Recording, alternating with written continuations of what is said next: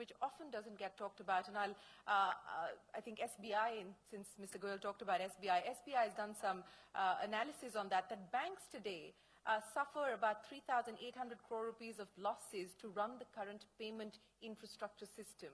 So what are the lessons as we move forward to ensure that we have the infrastructure system in place, and also that banks don't actually have to bear the burden of this? What is it that we need to do? I'm not familiar with that number, so you know, it's a little bit of a surprise to me. It's an SBI report. Yeah, I don't know enough about that. So but I'll tell you, there's a bigger topic there. The first thing is I want to cover on one thing that Piyush mentioned. You know, the cash to GDP angle. In the world, 85% of retail transactions, people buying merchandise, are still in cash. 85%. In India, that number is 90+%. It's reduced because of some of the activity of the last 4, 5 months, 6 months, but it's still a very high percentage. Having said that, in the US, it's 50%. In Germany, it's 80%. In Japan, it's 80%. So this is not an emerging market, developed country thing. It's something to do with infrastructure, culture, history, a lot of the things that Piyush touched on when he started off. That is a guiding post for us to think about. The only countries in the world where cash is lower than digital card, I count card as digital, right? Because I don't care whether it's a card or a phone or a fingerprint. It's all digital, it's non-cash. The only countries in the world where cash is smaller are Korea, South Korea, and the Scandinavian countries. And the reason those two countries are in that situation is because of very enlightened government policies, with a lot of education of consumers. A lot of the things that I think this government is beginning to do are all in the same direction. That's the first thing. The second thing is... So if I may interrupt you, just to get a little more detail and color on what you talked about from a policy perspective, what is it that you would like to see from a policy perspective to encourage the creation of this ecosystem? I'll tell you, I believe a lot of things are happening. The first one is I think GST will make a huge impact because of the fact that there's no longer an incentive for a merchant to take a cash payment from a customer and cannot provide a discount because of tax avoidance. The whole system changes when you introduce this and when it goes through the supply chain, all the way from the manufacturer to the end point where the consumer buys.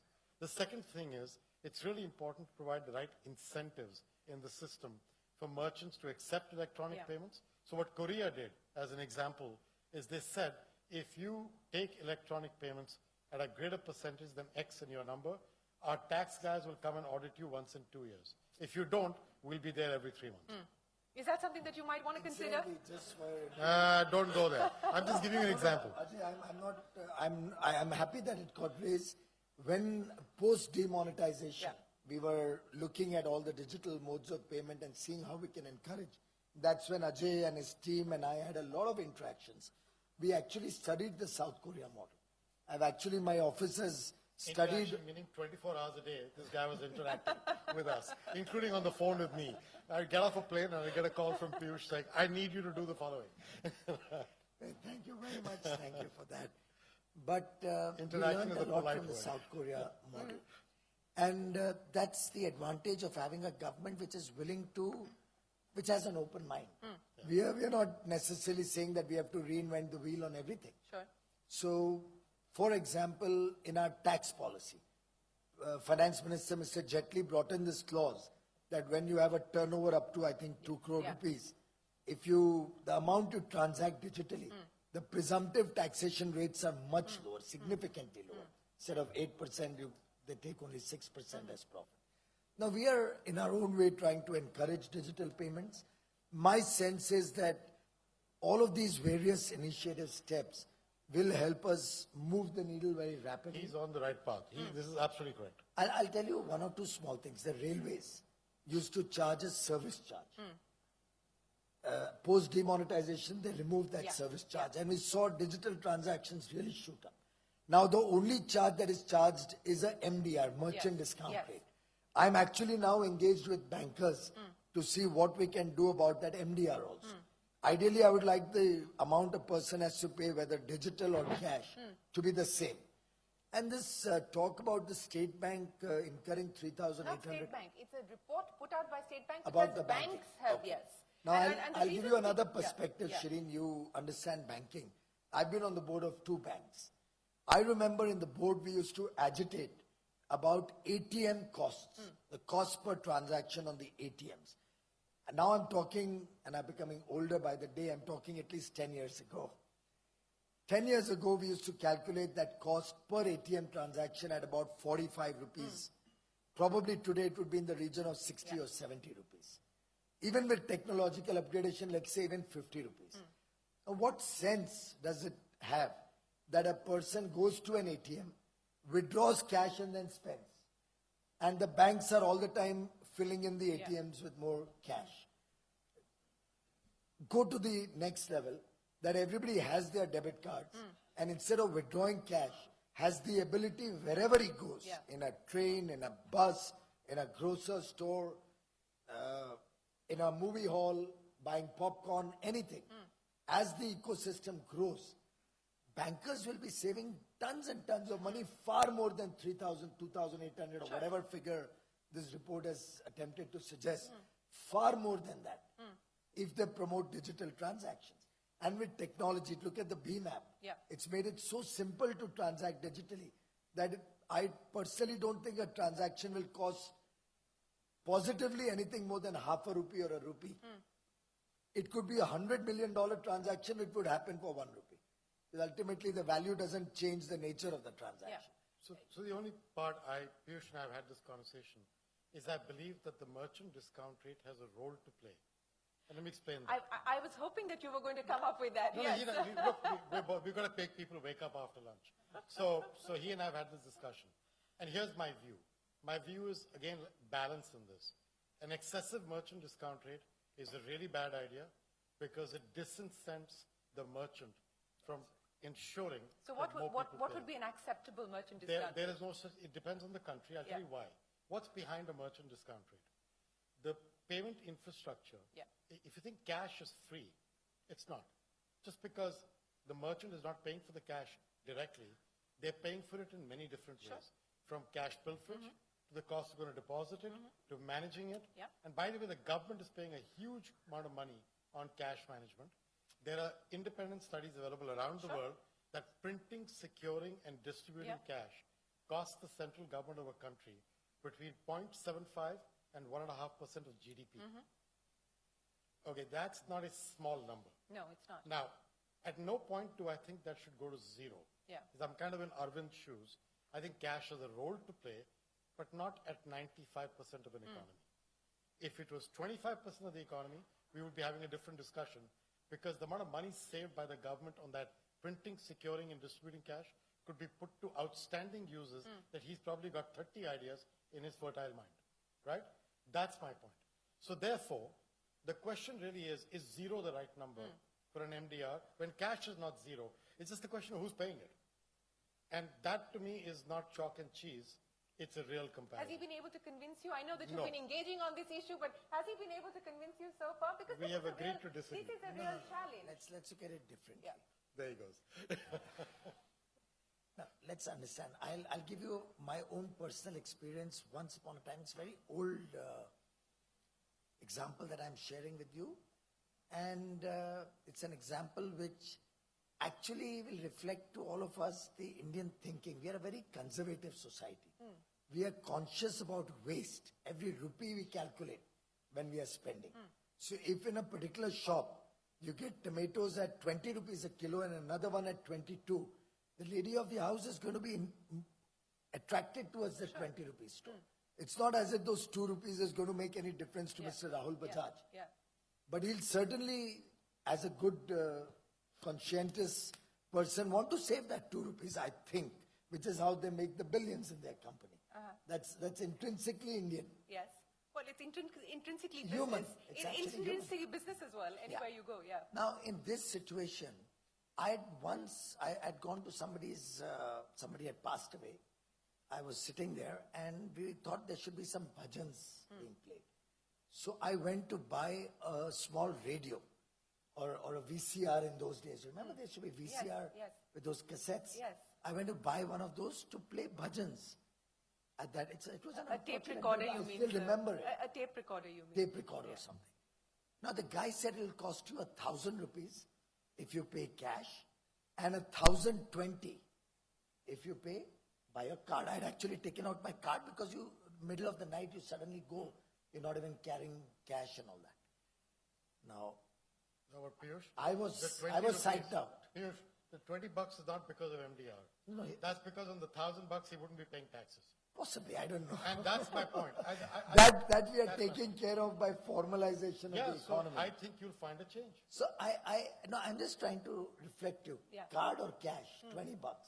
And I actually was very unhappy about that. I still recall, and imagine remembering something which happened 20 years ago today at the WEF means it must have struck a chord somewhere. Yes, clearly it has. So let me Pay $20 more just to pay by card to buy a tape recorder. No, but So I suspect that if the bankers, it's largely the bankers who are at the back of the MDR, right? The bankers will have to reorient their business models. They'll have to reorient how they're going to make digital transactions free and use that database to make money out of alternates. So digital transactions have to be free. That's very clearly and unequivocally the message that's coming here from I would just tell you this. While India is doing great stuff on digitization, I've studied this now in 100 countries around the world. And all I'm requesting you to think through is the logic of this conversation. I think that if you disincent players to provide the latest, best, and most secure systems and ask them to make it back by using data, you might actually be creating an animal that you have to solve for 5 years down the road, as compared to a relevant MDR of a lower level. What do I mean by that? Today's debit card MDR in this country, for all of us, whether it's RuPay or us or Visa, is actually at one of the lowest in the world. It's at 0.25% for most transactions, 0.5 for others. For the railways and for government payments, it's as low as 0.25.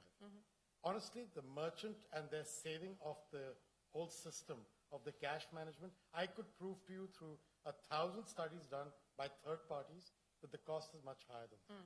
So my point of view is I actually understand Piyush's issue on the tape recorder jazz because I used to face it too. I would go to buy turbans in Lajpat Nagar market. And the guy would say, sir, ₹550 agar aap cash denge, nahi to aisa karna, ₹600 chahiye card mein. And I said, yare, ₹50 for an extra turban, logic kya hai? And he said, tax dene padte hain. So I feel like there's two conversations going on here. Yeah. The right way to get at this is the Wattle Committee actually has created a really thoughtful, I was saying this to someone yesterday, that committee report, Piyush, is world class. And in fact, forget about India, we should be using that as an example of Indian care in developing the right system. That one will tell you as well that there is a need for an economic incentive in the place. And I think data is an interesting economic incentive. I'd just be careful of relying only on that. On that, okay. Because No, I'll give you a simple example. I now have to look after the railway story. So IRCTC passes that merchant discount rate to the consumer. Yeah, I've been at them that you have to eliminate it. But railways has its own challenges. They need funds and they cannot increase their tariffs very easily. So in this conundrum, I'm going to be talking to bankers, look, you have the railways account. You have accounts of all my coal companies. You're getting business from me. So you have to take a call on the business that you're getting, on the cross sales that you can do. I'll allow them to sell insurance policies on my website. I'll give them an economic incentive to work with me. Nothing wrong with that. Nothing wrong at Just all. remember all this. Yeah. In all this, And I hope all the bankers are listening because this is coming next in the next 2-3 days. This is coming next in the next 2-3 days. All right. So He's good. He's good with this. I will tell you one thing. Just know I don't make anything from the MDR. I'm arguing this case based on my experience of countries. The MDR goes to the banking system. Sure. So I'm still arguing this. I'll allow them to sell their cards, credit cards through my system. Yeah, there you go. There you go. waive There you go. I'm going to hold him to that. I'm going to leave the two of you to sort that out once the session is over. But let me come to you on. We have fun like this. I can see that, and we'll continue to have fun. But let me ask you about the issue of regulation. And I remember when Kenneth Rogoff was here in July, and we spoke with him about demonetization and the lessons from demonetization. He was very clear that he doesn't believe in going cashless, but what he did seem to suggest is that you should have regulation to bring down the use of cash. Now, we've seen several recommendations, whether it's the SIT saying that there should be a cap on withdrawals and so on and so forth. From a idea or a vision as far as regulating the use of cash is concerned? What further can we see? We have no plans to really focus on regulation as much as on persuasion. And my own sense is that is what works well with the people and will give us faster and better results. I don't think we need to regulate that. I think what we need to do is only incentivize, like we did with the income tax for digital transactions, B2B. Going forward, the government is looking at different ways to encourage people to transact digitally. For example, I mean, one thought I can throw to all of you in the audience and through you to all the viewers. Can we not, all of us, in whatever work we are doing, insist on a bill? Now, it's a small thing, but I remember I used to go to, I love seeing Hindi movies. It's my stress buster. Which one have you seen off late? I just saw one half a movie actually. He has no stress right now, so he doesn't. I saw a movie for 40 minutes. That's the time I had, so I saw it for 40 minutes. But the important point is when I used to buy popcorn there, right? And that's the fun of seeing a movie in a theater. Every time I realized that the guy would skim me of $100. So, and usually when you're going to an Inox, you don't count the change, and probably it's fashionable not to count the change, unfortunately. I'm a little old-fashioned. I generally look at the thing. As I'm ordering, I know what's the bill going to be, and I check the cash. So on 3 or 4 occasions, I found in Mumbai that I was being fleeced of $100. And I would raise the issue, and he would say, oh, sorry, galti ho gayi. So I raised it with the owners. They said, we've taken action, we've changed the contractor, blah, blah. Again, it happened with me. It was unfortunate. Probably the young person there may have thought this is an easy way to make money. Then they started bringing in, if you don't get the bill, the purchase is free. Like you have it at the airports, right? And it made a world of difference. I've never had to have that kind of a problem again. Now, if we as a country insist on a bill for whatever we purchase, and if this message goes down the line, we'll move towards a formal economy, and then nobody will hesitate to pay by card. By the way, that's the reason why cash is not free. Yeah. One of the $100 reasons, is being exactly. taken. Yeah. So that's my point, that actually Piyush is a really interesting thing. You go to a lot of stores overseas, they will write this there, the cash register saying, if you don't get a bill, it's on us. Yeah. And the reason for that is managing the cost of pilferage and managing the cost of avoiding of paying is kind of what he's referring to. So, Mr. Goyal, you said that more regulation is clearly not on the government's agenda at this point in time. You would like to use persuasion to get people to move to digital transactions. Let me also then ask you about what the future is as far as high denomination notes are concerned. And there was confusion post demonetization that, we brought in actually a 2,000 rupee note, but, the government explained it saying that this is what was needed to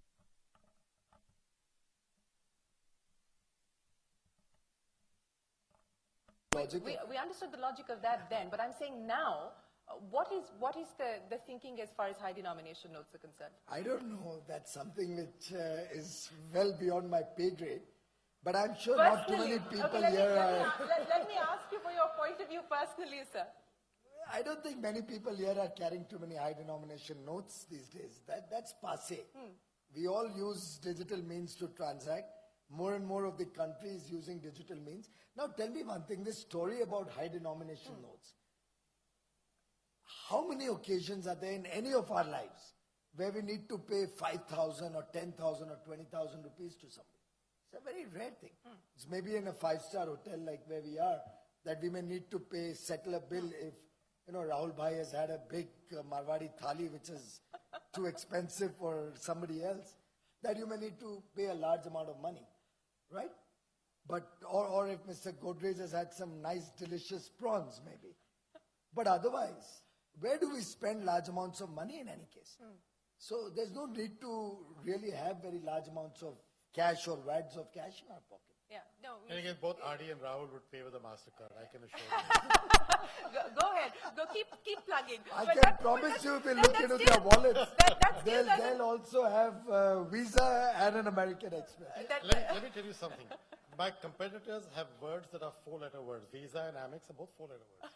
You got to remember that they got to have a brand that's more than a 4-letter word. That's still That's still, you've done a Pele pass on me. You haven't answered the question on high denomination notes. But let me talk to you about collaboration, Ajay. And you've just signed an MOU with the state Yes. government of Andhra Pradesh today. Yes. The chief minister was here. Give me a sense of when we talk about collaboration, realistically on the ground, what is your ask? What is your expectation, whether it's the center or the state? So I actually think that what we've done in specific with Chandrababu Naidu is we've signed a collaboration on 4 areas, one of which somebody was referring to in our opening panel on farmer tools. So with the Gates Foundation in our lab in Kenya, we had developed a very simple tool which allows farmers to engage with the marketplace without going through middlemen. They therefore get paid directly without the middleman. They can also get access to fertilizer, seed, cropping patterns, and so on. We're going to adapt that to Indian users, build it in a lab in India, and roll it out in Chandrababu Naidu's state as a starting point. Okay. But my ambition is through people like him to reach the central government and look at similar ways of being constructively helpful. No, this sounds very interesting. It is I'd love good. to know I'll that's one. I was just talking to Piyush about other apps when we were walking in, so he knows where my mind is going. The second one is we're going to try and create a cybersecurity conference, which will bring together not just people from our company, but ethical hackers, security experts from overseas, and create a level of understanding and awareness to be raised on that issue here. My fear is that with us going digital in India at the speed that he and his colleagues are doing, we need to be very conscious. You've preempted my question, and I was going to ask you that, and I'll get Ajay to comment on it as well. And while we debate the issue around Aadhaar and so on and so forth, I'm not getting into the privacy issue as much as I'm getting into the data protection issue and the need for a robust regulatory framework, given the strides that we're making in this space. How conscious is the government of this, and how soon can we actually expect meaningful action on this front? Extremely conscious of it. In fact, I think the UIDAI has been very, very focused on this. Mr. Nandan Nilekani himself has told me that right through the development of the Aadhaar framework, they've been conscious about this. And it's not as if, after the Pentagon gets hacked, you can't just keep picking on the Aadhaar. No. The idea is not here to pick on the Aadhaar. As I said, I'm not getting into that issue at all. But I'm saying that there is a need for a robust regulatory framework in the country as we move towards more digitization. But I think that's an evolutionary process. It keeps evolving. And as Ajay will, I think, agree, that you can keep adding firewalls and safety features, and there'll always be somebody who'll be one step ahead of you. So it's a continuous race, Shane, he's right. race to the bottom, possibly. I agree with him. I think this is a constant process. I actually think the Aadhaar idea was brilliant in its conception and in its execution. My belief is that as you go forward, as you go and implement digital identities, you've got to find a way to adapt this idea in such a way that, for example, let's assume I knew 7 things that Piyush does, like watching a movie when he's stressed or stuff of that type. And I could pull those 7 things together using data that cannot by itself be useful to identify Piyush.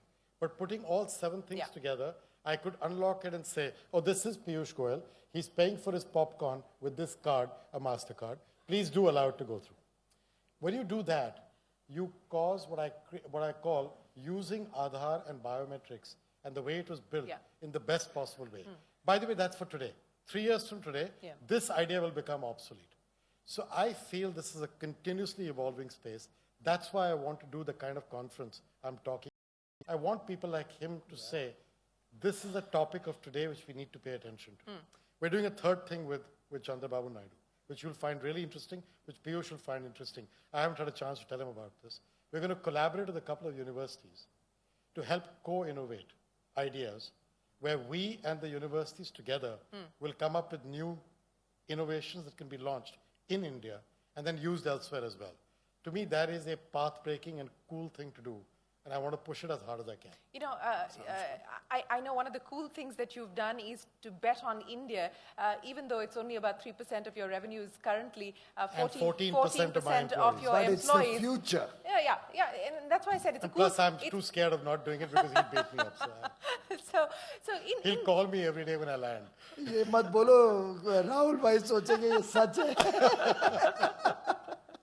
So in the context of everything that you've just told us, Ajay, and your investors clearly believe in the vision that you have for India. But how long before you actually start to make money in India? No, to tell you the truth, I view a lot of things that I do in countries like India, as well as in the financial inclusion space, I view it as mission critical for our company.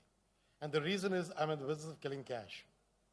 And killing cash, you have markets where cash utilization is lower, where digital penetrations are higher. I can grow faster there. These are markets which will make money. Maybe my successor will make even more money out of these markets. It doesn't matter. Companies like ours have been around for 50 years. We want to be around for another 50. And my investors, my board, and I are completely committed and devoted to that idea. Since you're in the business of killing cash, and I'm going to digress from India for just a bit and pick up on that comment. You talked about the Scandinavian example, and a lot of Scandinavian countries are actually now thinking about the possibility of a digital currency. We've got the Bitcoin. Jamie Dimon says Bitcoin is a fraud. Your thoughts on that? I think Bitcoin is junk. So I could not agree with Jamie more, but I love the blockchain technology. So don't mix up the two things.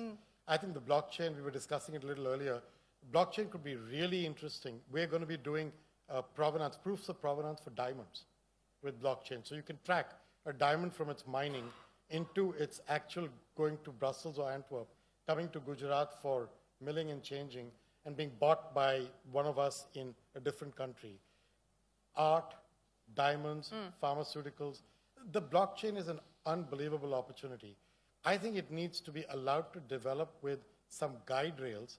Otherwise, it can go into areas that don't make sense. So that's a different topic. So why do you think Bitcoin is junk? Because I think of that as being a currency that cannot be, anonymization of currencies is not something I'm in favor of. One of the reasons why I believe cash is expensive, by the way, is not just because it costs money for a central government to print it, but every single cross-border illegal activity in the world is facilitated by cash. If you think that terrorists take money out on a credit card, you're wrong. If you believe that drug goes from one country to another on the basis of a wire transfer, you're wrong. It is cash. And to me, cash is a social cost that people who are enlightened in government are tackling. And I'm the most supportive on that topic. Because my children are growing up in this world. I don't want this scourge in our system. I just don't. No, get that point that you make. But Mr. Goyal, since we're talking about digitization, let me also bring in the aspect of inclusion now. And whether it's through Aadhaar, it's through the JAM Trinity, the effort on the part of the government is to try and get more of the unbanked within the banking system, or at least access to some kind of finance and credit. What next now in that endeavor? What next in that effort? Well, first of all, I must acknowledge the contribution of all the bankers of India. I remember it was at Davos in 2015 when the World Bank president actually asked me to convey to Prime Minister Modi his compliments that in a short span of 4 months, India was able to do something which the World Bank has targeted 2030 as the terminal date. Actually, we were hosting that meeting together, remember? I remember at breakfast. That breakout. At breakfast. Yeah. And the Netherlands Queen. And correct. Right. Queen Maxima was there. And at that session, he said that, frankly, now we need to rethink even our sustainable development goals. That do we need 2030 to really expand to the rest of the world also? Same thing we are doing on electricity. How can we ensure access to electricity to every Indian citizen in the next 15 or 18 months? We don't have to wait till 2030. Do we need to keep the children of tomorrow deprived for another 10 years? Similarly, when it comes to financial inclusion, look at the dramatic impact it has had on the way people get government support, affirmative action. The direct benefit transfer, it's almost saved $10 billion already. And that's money that goes in for social welfare causes. It's not as if that money is frittered away, giving somebody a coal block without charging him for it, or telecom spectrum without charging money for it. In this government, every rupee gets used to serve the poorest of the poor. Similarly, look at the fact that mudra loans. We have now nearly 90 million mudra loans, amounting to about $50 billion. So more than that, 60 billion now. 60 billion US dollars given out to small entrepreneurs, making them job creators rather than job seekers, helping them stand up in life, becoming self-reliant. Look at the way we've been able to connect financial inclusion and Manrega. Manrega, where there was, all of us knew there was a lot of leakage. Now we can actually, with the JAM Trinity, identify the person through his Aadhaar number. There's his bank account into which the payment is made directly. All middlemen are out. In fact, post-demonetization, one of the set of people who most vociferously opposed were the middlemen or the leaders who used to skim a note out of the payment being made to casual labor or to labor in the Assam tea gardens. They were very unhappy because if money is going to go directly to the bank, then they lose their commission or their ability to skim money out. What he said, the illegal transactions. Sure. Cost of cash. Cost of cash. So I think the next steps are going to be, we now have a bank account in every home. We should move that to a bank account for every individual. The connecting of the Aadhaar number with the bank account. Going forward, connecting that bank account with GST and tax. So that more and more people have free flow of information. The ability of that account and the transaction history helping us to give loans to people in their homes. Credit literally and insurance. Credit and insurance, that's right. Through the financial inclusion program. So then it's a multifarious benefit that will just keep multiplying. And there are endless possibilities. I mean, you can keep discussing this till the evening and we won't be through with what other benefits. You can give discount schemes. You can help people get connected with technology. It's endless. I want to pick up on a comment that you just made when you talked about the DBT and the savings that the government has accrued on account of DBT, and you said that that money is not frittered away. I want to ask you, sir, about the coal cess, and this I ask you as the coal minister. Yes. The coal cess is now being used to compensate state governments for the loss of revenue on account of the GST. For a country like India, where in a state like Delhi, we're struggling to be able to breathe clean air, should realistically the coal cess have not been used to do something about improving the air that we breathe, etc., as opposed to sending that money towards compensating states for possible revenue loss? Absolutely right, Shireen. That is where this coal cess started.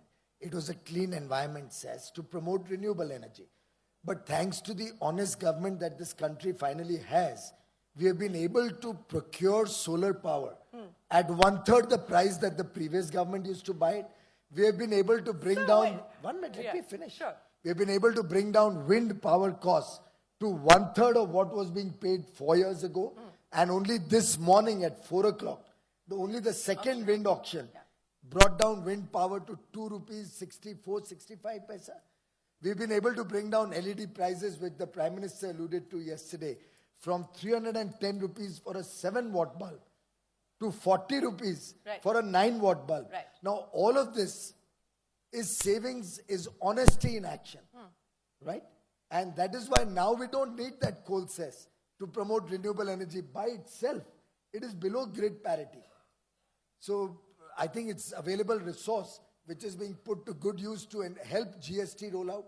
After all, in GST rollout, we're all familiar. States are very concerned.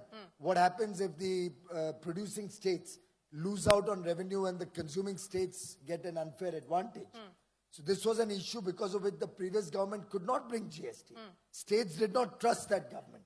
They had not even paid the CST dues. Remember the central sales tax dues? It was Mr. Jetli who provided 12,000 crores, brought in confidence. So Vishwasniyata, I often talk about trust. That missing trust factor in government, Mr. Jetli and Mr. Modi brought back. And thanks to that, GST is happening. Now this money is not required for renewable energy. We are using it to another use, to introduce a common tax, make India one market. So I think it's a great use to that money. And I'm delighted that we are probably the only nation in the world which is taxing carbon. Even the United States of America does not tax carbon. It encourages more and more use of carbon and pollutes the world and the atmosphere. In fact, just for your information, the United States of America consumes more coal per capita. That's good. 150 years ago than what India consumes today. And as of now, they consume 8 times the amount of coal that India consumes. in 2016, 17. So that's the sensitivity and concern. Of course, there are many other things one can speak about, but it is countries like India and leaders like Mr. Modi who are truly passionate about climate change. So I can assure you, what this government is doing to address this problem of pollution, I don't think any government in the past, in India certainly, and most governments in the world, have taken as many proactive measures as we have done in the last 3.5 years. Okay. He's as passionate about this as I am about MDR. You can see that. Yes, I can clearly see that. So before I get the audience to pitch in with their questions, Ajay, yeah. I have one point Please. on financial inclusion. Yes. Or two, actually. One is I think there's a real need to move the conversation from inclusion to inclusive growth.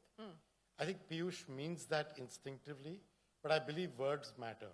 And what do I mean by that? Inclusion is like helping people get out of poverty by connecting. Inclusive growth is the next generation of thinking. I think India is at the stage where it can start talking like that. When you do that, companies like ours and others will see that doing well and doing good are not anti-colonial. Mutually exclusive, yes. And I feel that's a really important discussion for all of us to have. Outside of all the joke. Look, we are friends, we can joke, but I mean this with all seriousness. This is a really important topic.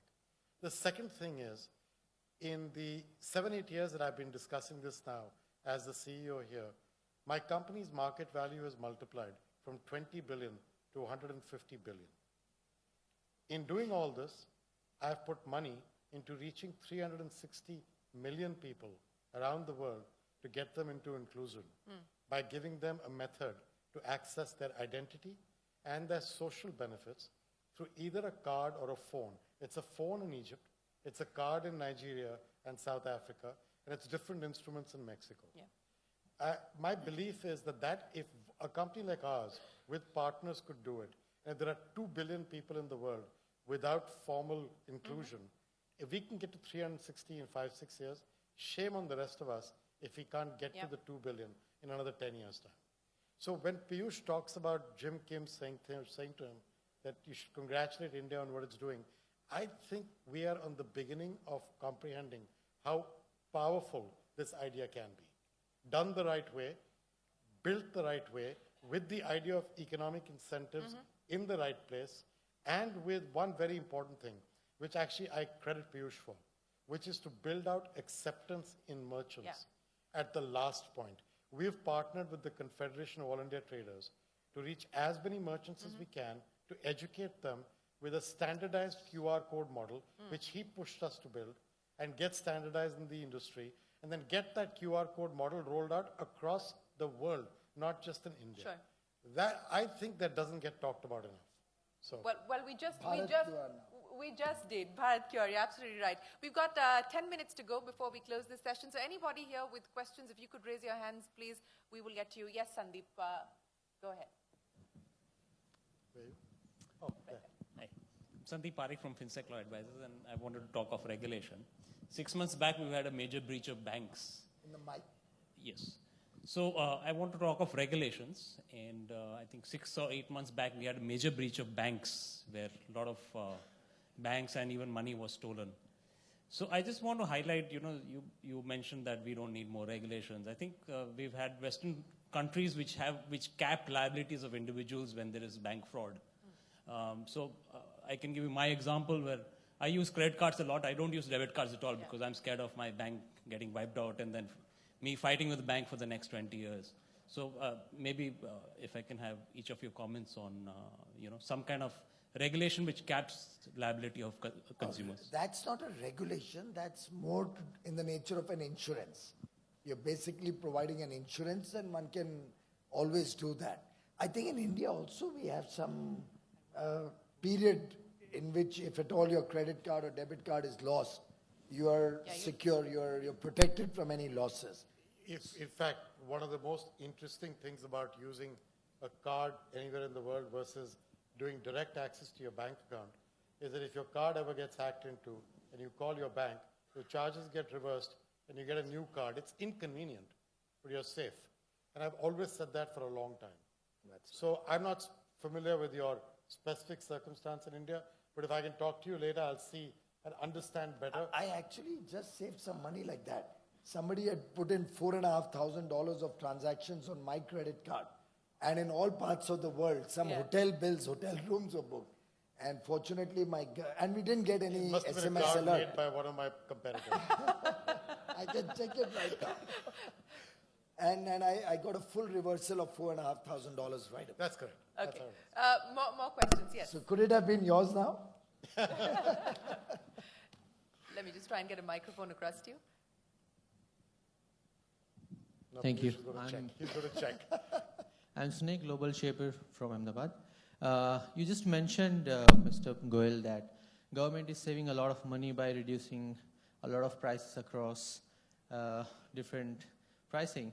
So what is it that government is going to do by collecting this lot of money into the accounts of government through, let's say, GST, you paying proactive taxes, through demonetization, you are getting all the cash in the bank accounts. You mentioned crude oil, I guess, which is not transferred to us because we're still paying 70 plus rupees per liter of petrol. So what is it that government is going to do with a lot of money in their accounts? I'm delighted you've asked this question. I'm very, very happy because this is something, again, I think, quite passionate about. During the rollout of GST, I went around the country. I used to meet business persons, traders, and it was in Visakhapatnam, I think, that a person got up from the audience and he asked me, what is the incentive for me to pay taxes? In some sense, the bottom line of your question is that. And I said to him,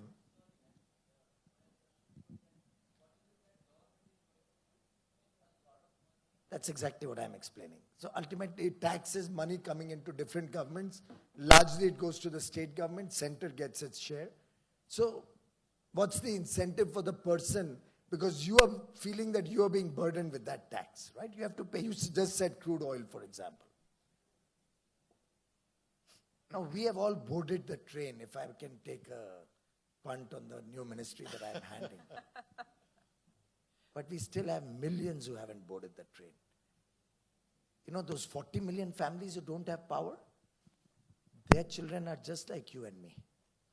We got an opportunity, we got education, we got a good deal in life. That child over there, does he not have a right to electricity? Does he not have a desire to have opportunity for quality health care, quality education? Should not every government be concerned about taking an LPG cylinder into the homes of every family in this country so that the woman in that house cooking there does not inhale 400 cigarettes of smoke? Or would you rather that a person in Odisha has to carry a patient on his shoulders for miles altogether to reach the nearest doctor or hospital? Now, certainly, one can argue that there's a lot to be desired, a lot of improvements. But ultimately, it's going to happen when all of us pitch in. It's the 125 crore Indians that you're working for, but it's the 10 crore privileged Indians who will all have to pitch in to make those 125 crores get a better deal of life. So I think whenever you're paying your tax, just keep in mind that if you're going to evade that tax, or if you're not happy about paying that tax, there's somebody out there who doesn't have access to internet. There's somebody whose child there probably is barefoot. There's somebody out there whose aged mother is not able to get quality health care. There are still maybe 200 million women in India who can't afford sanitary pads. That's the story of India. Now, we all are pitching in to change that narrative. We are all working to see how we can use some of this money. As I said earlier, we are not squandering away coal blocks to anybody free of charge. We are running an auction process which will bring the states $50 billion in the years to come, which will go to serve the poorest of the poor. We are not giving away spectrum to friends and family and members of parliament of the government so that they can profit here. We are not buying LED bulbs at 310 rupees so that some people in between make huge profits or people remain deprived of $6.5 billion worth of saving every year because they cannot afford LEDs at 500, 600 rupees. We are rather making it available for 10 rupees a month, paid in installments for 5, 6, 7 months, so that they can save far more than that every month in their electricity bills. So I think this is a government which is putting every single rupee that is collected in tax to fairly good use, to serve the poor of India. We believe in what Pandit Dindayal Upadhyay had said, that the first right of a nation's resources are for the poorest of the poor, the person at the bottom of the pyramid. And I think if that is not incentive enough to pay your taxes right, then certainly I have no better argument than that. I pay 50% in New York from federal, state, and city taxes. And I have never disputed the idea, because my belief is by paying those taxes, my children and I are living in an outstanding place with a future where an accident of birth should not determine your success. Because you and I are accidents of birth. We could have been born elsewhere. So he said this really well. And I hope that it's not going to be 10 crores that will have to bear the burden of, and I hope that we do see... Don't we do take see it literally, it's just... Yeah, absolutely, absolutely. We have just about time for one final question, so yes, sir, go ahead, right in front. It's actually 50%. Thank you very much. My name is Abhishek Agrawal from Axion, and you touched upon on the digital inclusion, financial inclusion. My question is to you, Mr. Goyal, in terms of what are we doing as a government to promote now the digital literacy, the financial literacy, specifically for the rural segment where this is now rolling forward, and what efforts are we putting on the financial institution to really make this as compulsory as they roll it out? Excellent question, though on the second part, I personally don't believe in anything being made compulsory. My basic belief is that persuasion gives you far better results than compulsion on anything. I mean, when I was sent to moral science classes in school, it was not a compulsion. You could go to church, you could go to the moral science class, you could go be a NCC cadet or whatever. You could go to a social science class. I chose to go to that moral science class, and I'm happy I did it. In fact, I sometimes regret why schools in India no more have that, at least one lecture in a week, trying to inculcate some values.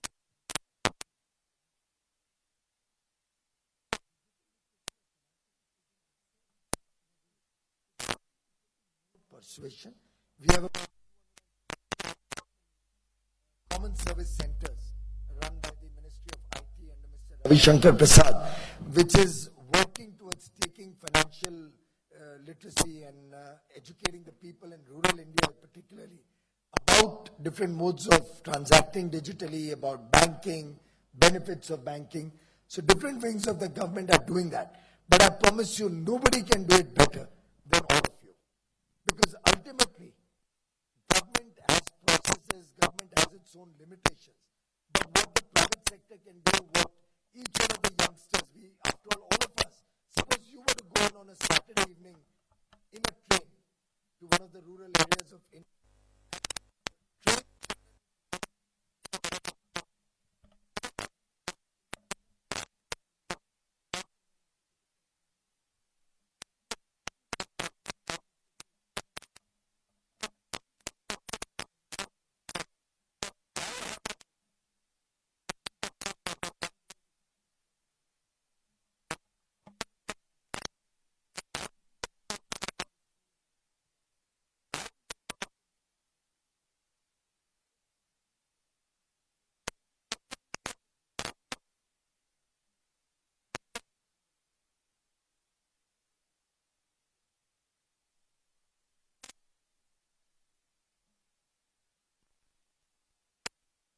That have been put on the table to try and ensure that India gathers more momentum on its path to digitalization, with the exception of MDR. I think that is going to be a battle that the two economic incentives. of the two of